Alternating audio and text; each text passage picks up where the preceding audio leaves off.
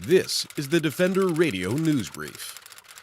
I'm Michael Howie, and this is Defender Radio, the podcast for wildlife advocates and animal lovers.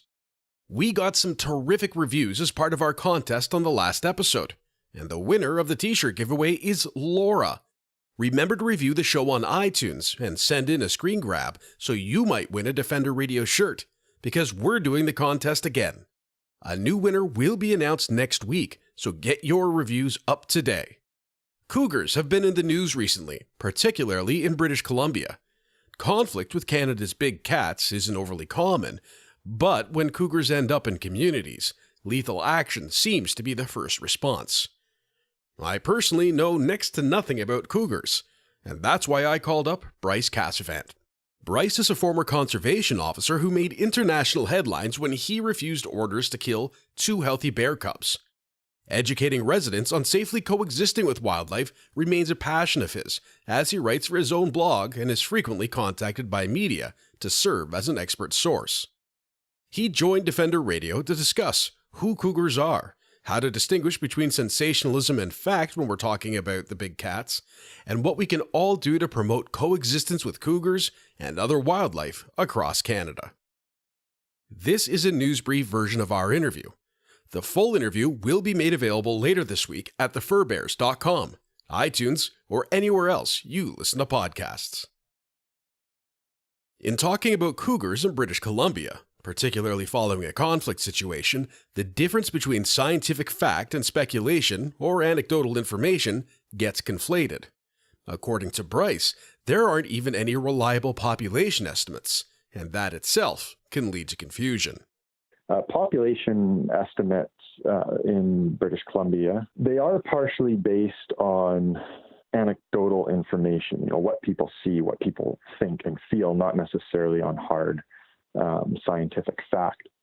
And that, for cougars especially, that is problematic because in BC, I can't tell you how many times as a conservation officer I have gone to a loose air quotations here, cougar sighting where somebody's afraid for their life. And it was the rear end of a black-tailed deer that they were looking at, not a cougar, or it was a house cat or a dog that had gone across the street quickly and they caught a flash and assumed it was a cougar because they were out jogging and felt afraid. Just because people feel that there are a lot or there's a rumor that sightings have increased in the last 10 years and therefore populations are exploding, and there hasn't been a quantitative scientific study on population estimates for this apex predator species. And what we do know is that the cougar has been extirpated from parts of BC. We are fortunate to still have this species within British Columbia, but establishing population estimates on anecdotal information and sightings, many of times which are flawed sightings, is very unwise.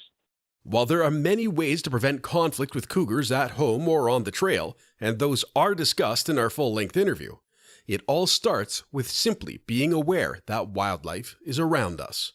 That's the takeaway message, expect wildlife. And so if we're expecting wildlife, or in this case, cougars, what obligations do we have? And the obligation we have is if we're going to expect wildlife, then we have an obligation to be informed. And if we have an obligation to be informed, then the government has an obligation to make sure that information is readily and easily accessible.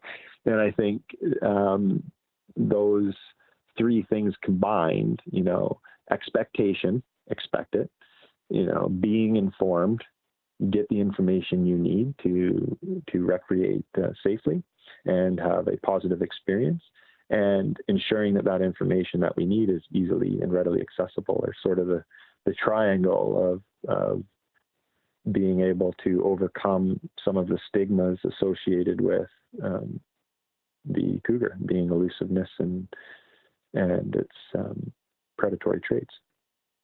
You can learn more about Bryce and read his thoughts on issues such as wildlife management and coexistence at brycecasavant.ca. That's it for now, folks. Please tune in later this week for the full interview with Bryce. And remember to get your iTunes reviews posted and shared for your chance to win a Defender Radio shirt. Until next time, I'm Michael Howie for Defender Radio, reminding you to stay informed and stay strong.